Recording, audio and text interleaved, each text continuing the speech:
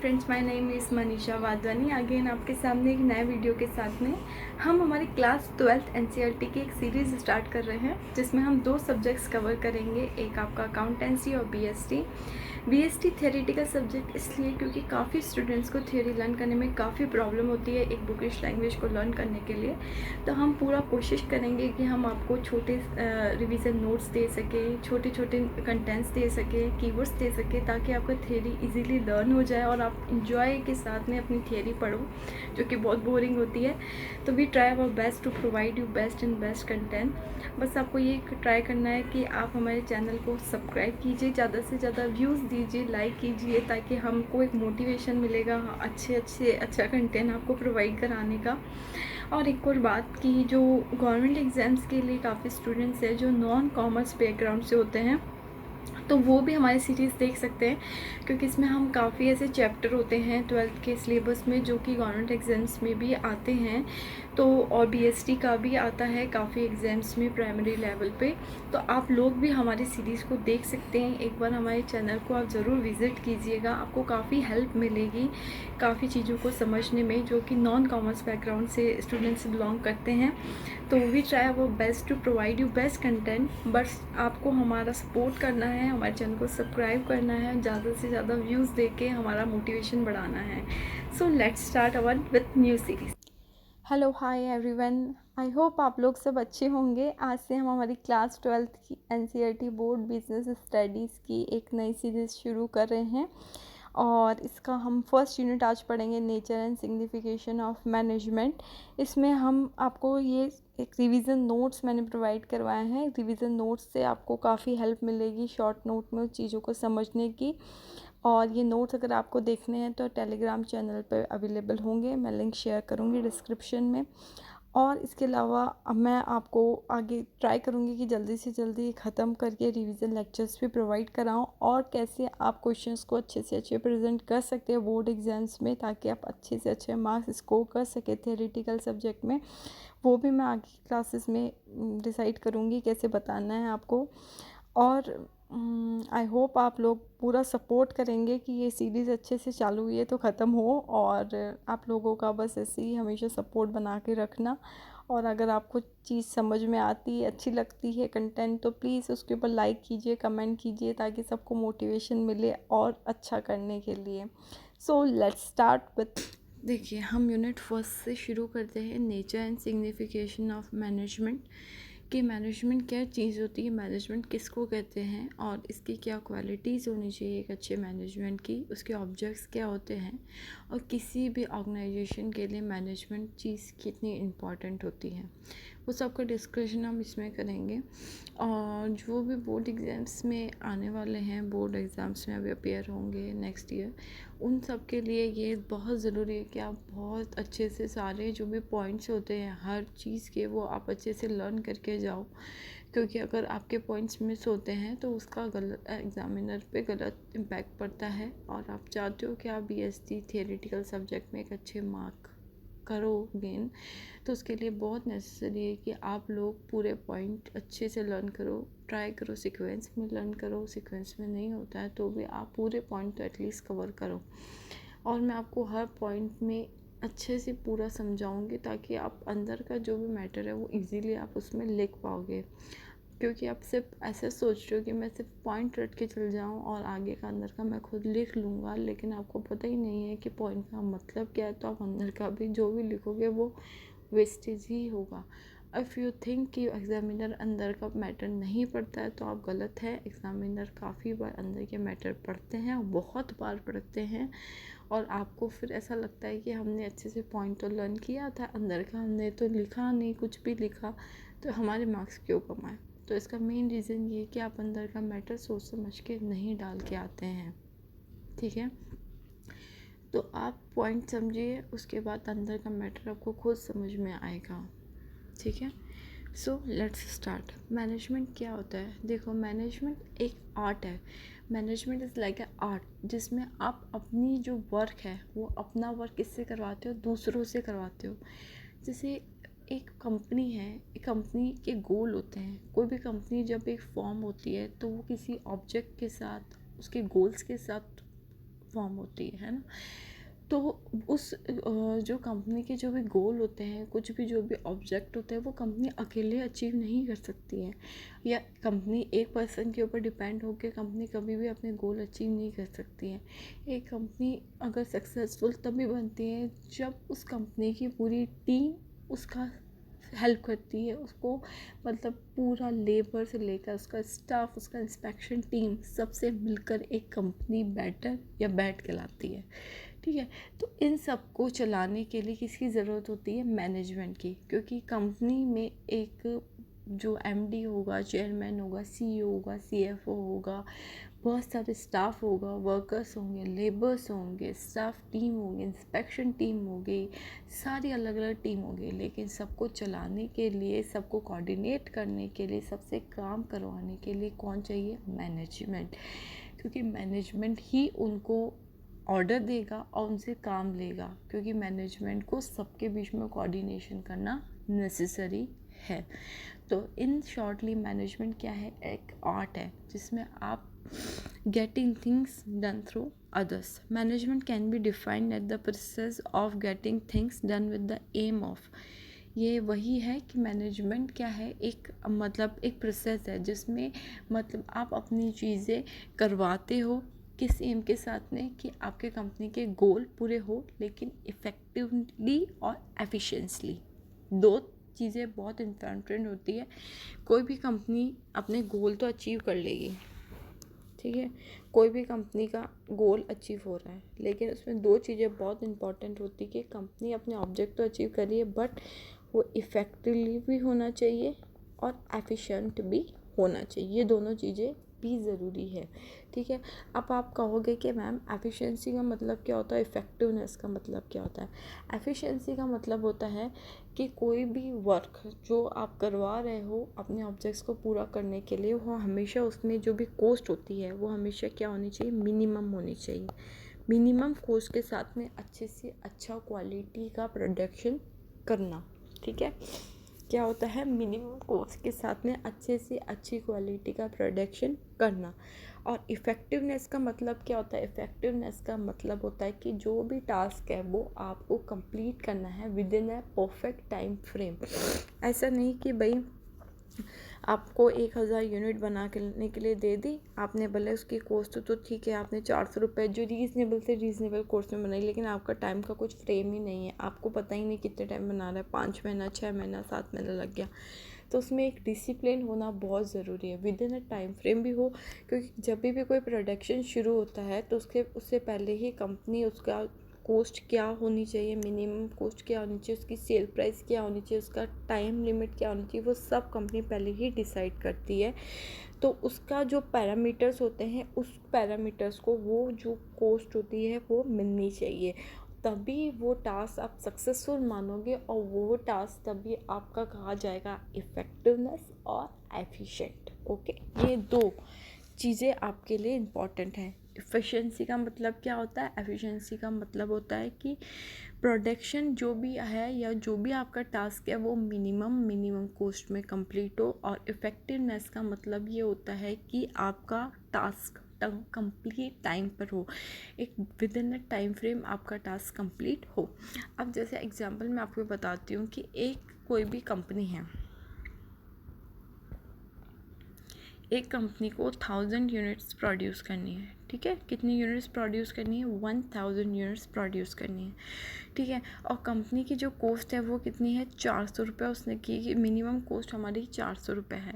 तो कंपनी के मतलब स्टाफ ने, कंपनी ने मिलकर 400 रुपये में वो चीज़ का प्रोडक्शन तो कर दिया। ओके, बट उसका जो टाइम लेग पीरियड था वो 5 मंथ था, और कंपनी ने वो प्रोडक्शन कितने टाइम में किया? 7th मंथ में किया। 7 महीने लग गए उनको पूरा प्रोडक्शन को कंप्लीट करने में, पूरे टास्क को कंप्लीट करने में।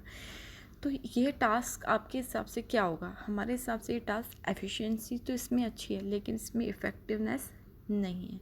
तो कोई भी टास्क प्रॉपर टास्क तभी कहलाता है जब वो एफिशिएंट भी हो और इफ़ेक्टिवनेस भी हो, ये दोनों चीज़ें उसमें होना ज़रूरी होती है। अब हम बात करते हैं करैक्टरिटीज़ ऑफ मैनेजमेंट। एक मैनेजमेंट की क्या क्या चीज़ें अच्छी चीज़ें होती हैं, उसकी क्या क्या मतलब करैक्टरिटीज़ क्वालिटीज़ उसमें होनी चाहिए। देखो, सबसे पहले जो भी मैनेजमेंट होगा वो गोल ओरिएंटेड प्रोसेस, जो कि करैक्टरिटीज़ ये होती है मैनेजमेंट की, मैनेजमेंट का जो प्रोसेस है वो हमेशा गोल ओरिएंटेड होता है। क्योंकि कोई भी मतलब है ना कंपनी है, वो किसी भी गोल या किसी भी ऑब्जेक्ट को लेके ही फॉर्म होती है, वो ऐसे फॉर्म नहीं होती है ना। तो उसका मैनेजमेंट का मेन जो प्रोसेस ये होती है कि वो मतलब एक गोल ओरिएंटेड होना चाहिए, उसको पता होना चाहिए कि उसका कंपनी का ऑब्जेक्ट क्या है और उसको कैसे फिर सब में कोऑर्डिनेट करके और उसके अपने ऑब्जेक्ट्स और गोल अचीव करने हैं विथ एफिशिएंसी और विथ इफेक्टिवनेस के थ्रू। ठीक है, और it is a goal oriented process within is undertaken to achieve already specified and desire object. Second, pursue. Management हमेशा जो होता है नेचर से परस्यू होना चाहिए। It is used all organisation whether economical social political at ever. क्योंकि management का अगर नेचर परस्यू नहीं होगा तो वो ऑर्गेनाइजेशन कभी भी अच्छी तरह से काम नहीं कर पाएगी, क्योंकि एक ऑर्गेनाइजेशन को चलाने के लिए उसके सभी सेक्टर्स को ध्यान में रखना पड़ता है, उसका इकोनॉमिकल, उसका सोशल, पॉलिटिकल, एवरीथिंग। ठीक है। थर्ड आता है multi dimensional. It is a multi dimensional because it involve management. ये देखो, मैनेजमेंट का जो वर्क होता है मल्टी टास्किंग होता है, क्योंकि जब एक कंपनी फॉर्म होती है तो मैंने आपको पहले ही बताया था, कोई भी कंपनी अकेले पर्सन से कभी भी नहीं चलती है। एक कंपनी को चलाने के लिए उसके पीछे बहुत सारे लोग होते हैं जो एक कंपनी को सक्सेस बनाते हैं, है ना। जैसे कोई भी टास्क करने के लिए भी एक पर्सन की ज़रूरत नहीं होगी कि भाई चलो ठीक है, सुपरवाइज़र टीम से एक पर्सन बुला लिया, उसने प्रोडक्शन कर लिया, उसने इंस्पेक्शन कर दिया, उसने ही हाँ ना कर दिया, क्वालिफ़िकेशन भी क्वालिटी भी चेक कर ली और एवरीथिंग कर लिया और बस खलास। ऐसा नहीं होता है। किसी भी कंपनी को चलाने के लिए बहुत सारे लोग मिले हुए होते हैं, तो उस कंपनी का मैनेजमेंट ऐसा होना चाहिए जो उसके वर्क को, पीपल को, ऑपरेशन को, सब में वो इन्वॉल्व होता है। मैनेजमेंट जो होता है हर चीज़ में इन्वॉल्व होता है। क्योंकि अगर उसको आप एज एग्ज़ाम्पल मैं बताना चाहूँ तो अगर उसको जैसे लोअर लेवल से काम करवाना है तो उसमें मैनेजमेंट चाहिए, क्योंकि वहाँ पे भी एक पर्सन तो काम नहीं करेगा, उसमें भी कोऑर्डिनेशन उसको करना पड़ेगा, उनको भी उनके ऑब्जेक्ट्स बताने पड़ेंगे, सब बताना पड़ेगा, तो वहाँ पे मैनेजमेंट चाहिए। फिर ऑपरेशंस में मैनेजमेंट चाहिए, जहाँ पे प्रोडक्शन होता है वहाँ पे मैनेजमेंट चाहिए, क्योंकि वहाँ पे भी पूरी एक टीम काम करती है। उसके बाद इंस्पेक्शन होगा, क्वालिटी चेक होगी, उसमें भी कंपनी का मैनेजमेंट होना चाहिए, अप्रूवल में भी कंपनी का पूरा मैनेजमेंट चाहिए।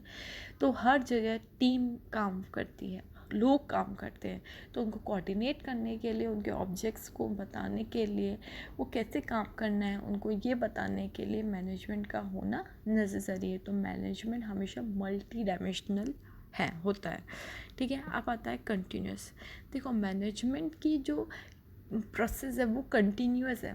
It's not like about only one task और ओनली वन गोल, क्योंकि कंपनी कभी भी सिर्फ एक गोल से नहीं परफॉर्म होती है कि कंपनी को सिर्फ 1000 यूनिट बनानी है उसके बाद कंपनी बंद हो जाएगी। No, management is a continuous process, is all not about the one day और वन मंथ और वन वीक। कंपनी जब तक एग्जिस्ट है मैनेजमेंट को अपना काम करना ही पड़ेगा, नो मैटर व्हाट। मैनेजमेंट जब तक कंपनी चलती रहेगी मैनेजमेंट का काम चलता रहेगा, क्योंकि जब तक कंपनी है मैनेजमेंट को अपने आप को, अपनी पूरी टीम को, अपने स्टाफ को, अपने वर्कर को, सबको कोऑर्डिनेट करते रहना है और सबके साथ उसको बताना पड़ेगा कि उसका वर्क क्या है और उसको उनके वर्क को डिफ़ाइन करना पड़ेगा। तो वही आपका अच्छा मैनेजमेंट बोला जाएगा। Then it's a group activity. मैंने पहले भी बोला 2 बार कि management is all about the group activity. It's not about the 1 person और 2 person, it's about the whole over the 30-40 peoples team और मोर ओवर। ठीक है।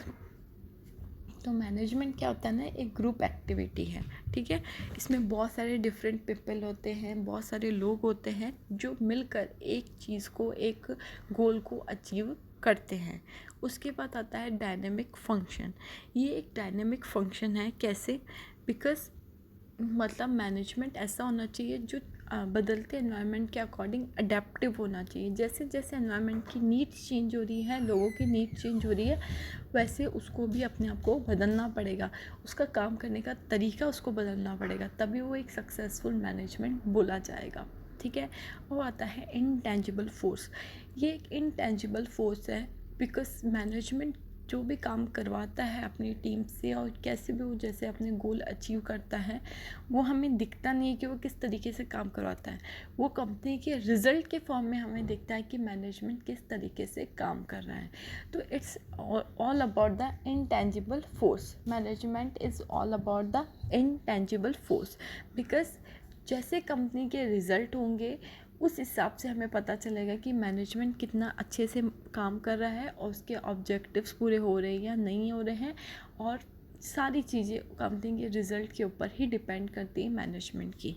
तो हमने इसमें पढ़ा कि कैरेक्टरिस्टिक्स ऑफ मैनेजमेंट क्या होना चाहिए। एक तो गोल ओरिएंटेड प्रोसेस होता है, और पर्सिव होना चाहिए, मल्टी डायमेंशनल होना चाहिए, कॉन्टीन्यूस चलता है, ये ग्रुप एक्टिविटी है, डायनेमिक फंक्शन है और इंटेंजिबल फोर्स है। इसका जो कीवर्ड होगा वो इस तरह से आप बनाओगे, जी स्क्वायर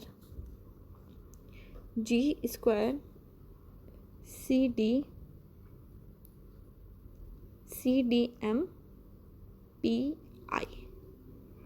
इसका कीवर्ड क्या होगा, जी स्क्वायर CDPPMPI। जी का मतलब गोल ओरिएंटेड, दूसरे जी का मतलब ग्रुप एक्टिविटी, सी का मतलब क्या होता है कंटिन्यूअस, डी का मतलब डायनेमिक, एम का मतलब मल्टी डायमेंशनल, पी का मतलब पर्सिव, आई का मतलब intangible force. Try to learn keywords so that कि आपको पॉइंट्स याद आएंगे। अगर आपको हर पॉइंट का फर्स्ट लेटर का भी हिंट इसके थ्रू लग जाता है तो आपको पूरा पॉइंट लिखने में प्रॉब्लम नहीं होगी, बिकॉज इस चीज़ का, इस कीवर्ड्स का आपको बार बार हर क्लास में रिपीटेशन मिलेगा, तो आपको पॉइंट्स बहुत इजीली लर्न हो जाएंगे अगर आप इस टेक्निक से यूज़ करोगे अपनी लर्न करने की पावर को। ओके।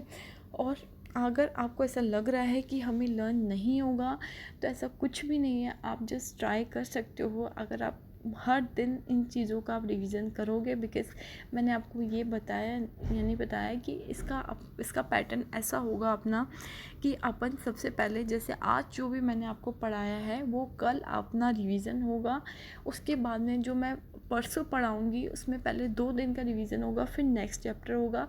इससे ये होगा कि जब डेली आपका रिवीजन होगा तो टाइम फ्रेम आपका कम होता जाएगा उस पर्टिकुलर चैप्टर का, और दूसरा जो न्यू चैप्टर होगा उसका वेटेज बढ़ता जाएगा।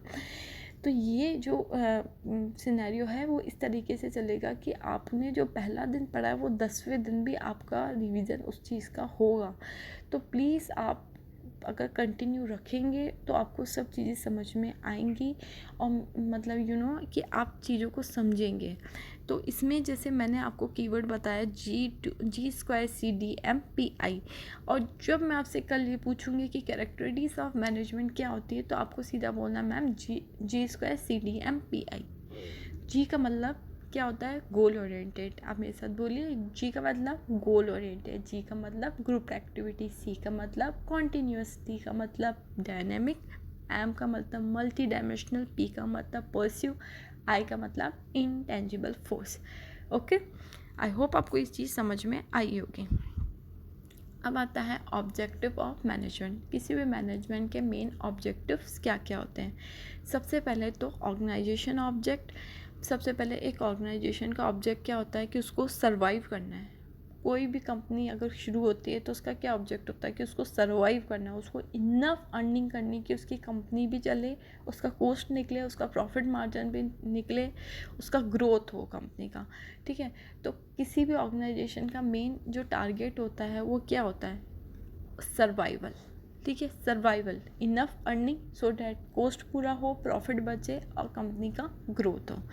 ठीक है। अब आता है social objectives. Social objectives company जब भी मैनेजमेंट के मेन ऑब्जेक्ट क्या होते हैं, एक तो ऑर्गेनाइजेशन के ऑब्जेक्ट होते हैं कि उसको कंपनी का अर्निंग भी करनी है, प्रॉफिट भी कमाना है और ग्रोथ भी करना है। ठीक है। और सेकेंड आता है सोशल ऑब्जेक्टिव। सोशल ऑब्जेक्टिव्स का मतलब ये होता है of giving benefit to society, like using मतलब जो सोसाइटी है उनको ज़्यादा से ज़्यादा प्रॉफिट देना, लाइक मतलब फ्रेंडली एनवायरनमेंट दे और ज़्यादा से ज़्यादा क्या हो, एम्प्लॉयमेंट की नीड्स बढ़े और मतलब कोस्ट इफ़ेक्टिव हो, ताकि एनवायरनमेंट को किसी तरह का नुकसान नहीं हो। और पर्सनल ऑब्जेक्ट क्या होते हैं? Personal objective because diversify personal objectives of people working in the organization have to be reconciled with organization objectives। तो किसी भी मैनेजमेंट के 3 ऑब्जेक्टिव होते हैं। क्या होते हैं? एक तो ऑर्गेनाइजेशन का ऑब्जेक्ट होता है, एक सोसाइटी ऑब्जेक्ट होते हैं, थर्ड पर्सनल ऑब्जेक्ट होते हैं। तो आप इसको क्या लिखोगे? OCP, organisation object, OSP, organisation object, S का मतलब सोशल ऑब्जेक्ट और पी का मतलब पर्सनल ऑब्जेक्ट। अब मैं आपसे पूछूंगी कैरेक्टरिस्टिक्स ऑफ मैनेजमेंट क्या है, तो आप क्या बोलोगे? G² CDMPI, G² CDMPI।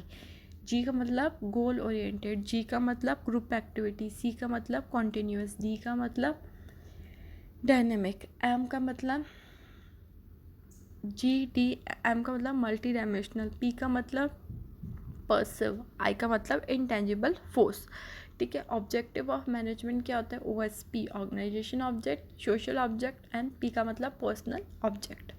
अब आता है इम्पोर्टेंस ऑफ मैनेजमेंट। किसी भी कंपनी के लिए, ऑर्गेनाइजेशन के लिए मैनेजमेंट कितना इम्पोर्टेंट रखता है और किस तरह से मैनेजमेंट वर्क करता है। देखो, अब आता है इसमें फर्स्ट अचीविंग ग्रुप गोल्स। कोई भी कंपनी अगर मैनेजमेंट अच्छा होगा तो वो अपने गोल्स को अच्छे से अचीव कर पाएगी, क्योंकि कंपनी एक ग्रुप से चलती है, एक टीम से चलती है। तो सारे ग्रुप के गोल्स को अचीव करने के लिए मैनेजमेंट होना बहुत ज़रूरी होता है। किसी भी कंपनी का रिज़ल्ट, उसकी ग्रोथ, उसका प्रॉफिट, उसकी कॉस्ट, सब कुछ किसके ऊपर डिपेंड करता है? उसके मैनेजमेंट के ऊपर, कि कंपनी कितना अच्छे से अपनी चीज़ों को मैनेज कर रही है। तो एक ग्रुप गोल्स को अचीव करने के लिए मैनेजमेंट होना ज़रूरी है। इंक्रीज एफिशिएंसी, मैनेजमेंट अच्छा होगा तो इससे कंपनी में क्या होगा? वो बेस्ट ट्राई करेगा कि कंपनी की जो कॉस्ट है वो कम से कम हो, बट उसका प्रोडक्शन अच्छे से अच्छा हो। अगर इफ़िशेंसी आपको इंक्रीज़ करनी है तो एक अच्छे मैनेजमेंट का होना बहुत ज़्यादा ज़रूरी है। Third, create dynamic organisation. एक मैनेजमेंट क्या होगा? एक डायनेमिक ऑर्गेनाइजेशन क्रिएट करेगा। डायनेमिक ऑर्गेनाइजेशन का मतलब होता है कि अडेप्टिव एनवायरनमेंट क्रिएट करेगा, कि जैसे नीड्स हैं एनवायरनमेंट की, उस अकॉर्डिंग वो कंपनी में चेंज करेगा। वो पुरानी टेक्निक्स पे काम नहीं करेगा, न्यू टेक्निक उसको अपनानी पड़ेगी, क्योंकि बदलते परिवर्तन के अकॉर्डिंग उसको भी कंपनी में चेंजेस करने पड़ेंगे। उस अकॉर्डिंग उसको अपनी टेक्नोलॉजी, अपनी सोच को बदलना पड़ेगा। तो वो एक अच्छा मैनेजमेंट ही कर सकता है। अगर मैनेजमेंट होगा तभी वो क्रिएट कर सकता है। फोर्थ इसमें आता है achieving personal objects. Management help करता है कि हर इंडिविजुअल जो है ऑर्गेनाइजेशन में रहकर अपने पर्सनल ऑब्जेक्ट क्या कर पाए? अचीव कर पाए। क्योंकि देखो, हर लेवल पर अलग अलग स्टाफ होता है। इसमें लेबर्स होते हैं, वर्कर्स होते हैं, स्टाफ इंस्पेक्शन टीम होती है, CEO CFO। तो सबका कोई भी पर्सन अगर आपकी कंपनी में काम कर रहा है तो उसका ऑब्जेक्ट, सबका अपना अपना ऑब्जेक्ट, पर्सनल ऑब्जेक्ट होगा। कोई बोनस इंक्रीज़ करेगा, कोई अपना लेवल बढ़ाएगा, कोई सैलरी इंक्रीज़ करना चाहता है। तो हर लेवल के अकॉर्डिंग उनका अलग अलग टारगेट्स होते हैं, ठीक है, अपने करियर को लेके। तो इसमें क्या होता है, इससे जो पर्सनल ऑब्जेक्ट्स होते हैं किसी भी पर्सन के, वो भी अचीव होते हैं, क्योंकि मैनेजमेंट इस तरीके से काम करता है कि कंपनी अच्छा परफॉर्मेंस करे। कंपनी अच्छा परफॉर्मेंस करेगी तो ऑफकोर्स उसके एम्प्लॉयज़ को कुछ तो बेनिफिट देगी, ठीक है। और development of society, management help in the development. Management क्या करता है? हेल्प करता है सोसाइटी के डेवलपमेंट में। सोसाइटी के डेवलपमेंट में मैनेजमेंट इस तरह से हेल्प करेगा कि अच्छे एक तो अच्छे क्वालिटी का प्रोडक्शन होगा, अच्छी क्वालिटी के गुड्स बनेंगे, ठीक है। और एक ना एम्प्लॉयमेंट की अपॉर्चुनिटीज़ क्रिएट होंगी, ज़्यादा से ज़्यादा लोगों को अपॉर्चुनिटीज़ मिलेंगी एम्प्लॉयमेंट की, कि वो काम करने का उनको मौका दिया जाएगा, ताकि मतलब है ना, जो मतलब अनएम्प्लॉयड लोग हैं उनको थोड़ी हेल्प मिलेगी, ठीक है। और न्यू टेक्नोलॉजी अडॉप्ट होगा, क्योंकि बिकॉज ये एक डायनेमिक एनवायरनमेंट क्रिएट करेगा, अडेप्टिव होगा मैनेजमेंट। तो जब मैनेजमेंट अडेप्टिव एनवायरनमेंट के अकॉर्डिंग नीड्स अपनी चेंज करेगा तो नेचुरली उसको न्यू टेक्नोलॉजी क्रिएट करनी पड़ेगी, ठीक है। अब आता है मैनेजमेंट इज़ एन आर्ट। यहाँ से हम कल पढ़ेंगे।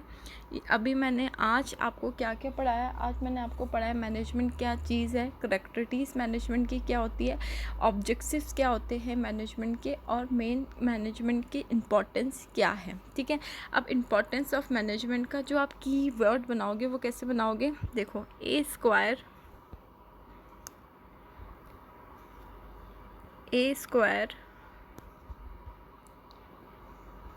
सी D I, A square C D I. ठीक है, ए स्क्वायर का ए का मतलब क्या होगा, अचीविंग ग्रुप गोल्स, और ए का मतलब अचीविंग पर्सनल ऑब्जेक्ट, सी का मतलब क्रिएट डायनेमिक ऑर्गेनाइजेशन, डी का मतलब डेवलपमेंट ऑफ सोसाइटी, और आई का मतलब इंक्रीज इन एफिशिएंसी। ठीक है, इंक्रीज इन एफिशिएंसी। तो इसका कीवर्ड क्या लिखोगे, ए square C D I. A का मतलब अचीविंग ग्रुप गोल्स, और ए का मतलब अचीविंग पर्सनल ऑब्जेक्ट, दोनों में अचीविंग ग्रुप गोल्स, इसमें पर्सनल ऑब्जेक्ट। ठीक है, ग्रुप में और फिर पर्सनल, दो। ठीक है, सी का मतलब क्या होगा, क्रिएट डायनेमिक ऑर्गेनाइजेशन, डी का मतलब development of society, D dynamic और डेवलपमेंट, डायनेमिक डेवलपमेंट, और आई का मतलब इंक्रीज इन एफिशिएंसी। आया समझ में, A achieving group goals, achieving personal object, C create dynamic organisation, और D development of society, dynamic society. ठीक है, और आई का मतलब क्या होगा, इंक्रीज इन एफिशिएंसी। ठीक है, अब वापस से मैं आपको वापस से बता देती हूँ, वापस से एक बार रिवीजन अपन करते हैं। करैक्टरिस्टिक्स ऑफ मैनेजमेंट क्या होगा, G square C D P M I. चलो अब मेरे साथ ये बोलते रहना। जी का मतलब गोल oriented process, group activities. D का मतलब डायनेमिक, पी का मतलब पर्सिव, एम का मतलब मल्टीनेशनल डायमेंशन, आई का मतलब इंटेंजिबल फोर्स। ठीक है, वापस बोलो, G square C D P M I, G का मतलब ग्रुप एक्टिविटी, जी का मतलब गोल ओरिएंटेड, सी का मतलब कंटिन्यूअस, डी का मतलब डायनेमिक, पी का मतलब पर्सिव, एम का मतलब मल्टीनेशनल डायमेंशन, आई का मतलब intangible force. Again, G square C D P M I, G का मतलब ग्रुप एक्टिविटी, जी का मतलब गोल ओरिएंटेड, जी का मतलब ग्रुप एक्टिविटी, जी का मतलब ग्रुप ओरिएंटेड, सी का मतलब कंटिन्यूअस, डी का मतलब डायनेमिक, पी का मतलब पर्सिव, एम का मतलब मल्टी डायमेंशनल, आई का मतलब intangible force. Okay, objectives of management OSP, organisation object, social objects, personal object, organisation object, social object, personal object, organisation social personal,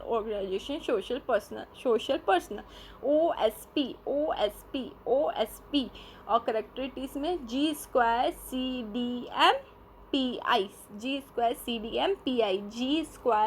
CDM PI। Okay, and importance of management का क्या है keyword, A square C D I. A का मतलब achieving personal goal, achieving group goals. ठीक है, सी का मतलब create dynamic organisation, D का मतलब डेवलपमेंट ऑफ सोसाइटी,